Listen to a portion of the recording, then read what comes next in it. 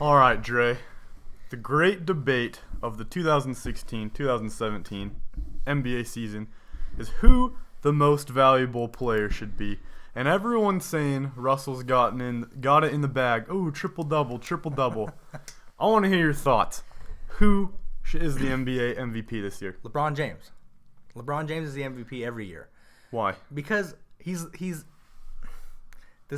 I hate this argument because it's so clear to me, and it should be clear to everyone else, that Russ had a great season. Okay, a triple-double is really, really cool, but I don't think it's as valuable as it was even 5 or 10 years ago, 15 years ago.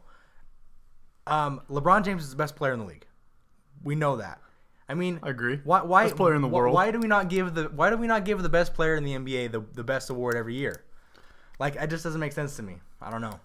Yeah, and LeBron James is the best player in the world. That's common knowledge. Ask any kid on the street, and he'll say, LeBron James.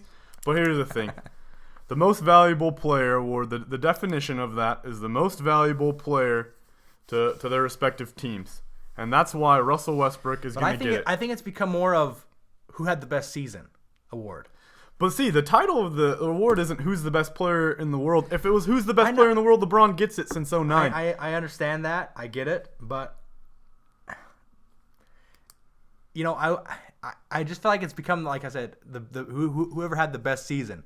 Mm-hmm. And everyone was down on LeBron this year, saying he had a down year and all that kind of stuff. And, they shouldn't have the 1 seed or whatever, and they didn't have a very great year. But we've seen this before with LeBron. When he was in Miami, the first year they were there, they were setting records, and they were setting regular season records and all that kind of stuff. And then by the time they got to the finals, they were burned out. So LeBron's like, I don't want to burn our team out. Let's just coast. We're going to get to the finals. There's no one in the East that can beat us.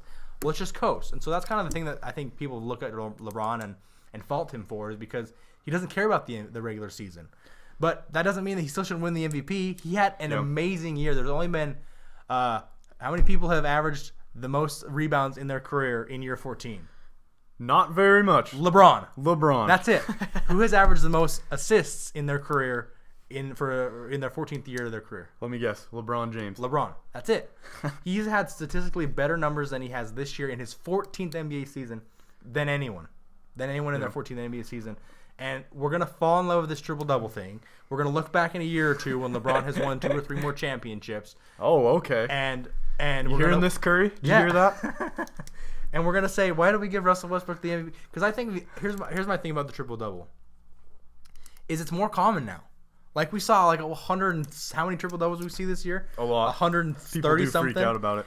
And the reason why is because you got a bunch of guards that are, they're shooting a bunch of threes and they're getting long rebounds. But you got to agree, the triple-double is a good stat. It shows production. It shows something's stat. happening. It's a stat. I've never been a big stat guy, but Russell Westbrook's efficiency is not nearly as good as LeBron's. Yeah, I can agree with that one. I think that's a better measurement of who should be the MVP is plus minus player efficiency rating, all that kind of stuff. LeBron outshines everybody in that category. He makes his team better.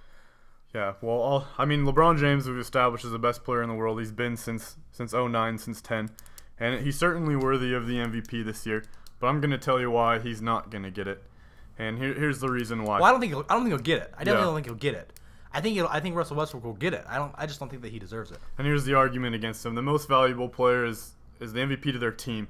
You take LeBron away from the Cavs still make the playoffs. You take Russell away from the Thunder don't even get close to the playoffs. And that's why that's true, Westbrook is going to win the MVP and not LeBron. And I understand. You can sit here and say, well, the other night when Kyrie and Kevin Love were on the bench, the whole fourth quarter, LeBron won it. I'll get that. Yeah, that was amazing. But you start the season, and the mentality is Kyrie and Kevin Love are the guys. Let's say LeBron retires earlier this year. So the mentality is Kyrie is the man in Cleveland. Yeah. You put them, and I'm not saying they're a 1, 2, 3 seed. They would be a 6 or a 7 seed. But the Cavs still make the playoffs without LeBron. The Thunder, not even close. The Thunder are a lottery pick without. Well, they're close to a lottery pick now. They're a 1, 2, 3 without Westbrook. They're close to a lottery pick now. They're only in the 6th seed. They're only a couple of games away from being a lottery team this year. And in fact, that's why Harden is even ahead of LeBron right now on the MVP. Well, I think Harden's had a good season. I think if I had to pick anyone other than LeBron to win it this year, I think it would be James Harden, just because he has changed his entire game. He's actually fun to watch now. Like, he plays defense, and he switched over to the point guard, which I think has made a great, tremendous change for his career. If I had to vote for anyone except for LeBron James, it would be James Harden, because I think he's had an amazing season, and the Rockets are the 3 seed. Like, at the beginning of the year, did you ever think the Rockets would be the 3 seed? Not at all. With James Harden, Trevor Ariza, and Eric Gordon, and all those guys that they lost, I would never have thought they'd be the 3 seed. But the same thing again. You take Harden off of the Rockets, and where do they go? Do they even make the playoffs? No, they're terrible. Exactly, and it's the same reason why Harden and why Westbrook are ahead of LeBron. That's why one of them are going to win the MVP. And I agree with you on the efficiency from LeBron with his stats in this 14th year, getting the best assists and getting his highest rebounds of career. That's amazing. But because of the way the media votes for the MVP, it's who's the most value to their team. And you take Westbrook, you take Harden away from their respective teams, they don't even get close to the playoffs. You take LeBron away, the Cavs are a 6, 7, 8 seed in the playoffs. They're still a playoff team with Kyrie and Kevin. Who's leading the league in turnovers this year? James Harden is number 1 in turnovers. Who's number 2?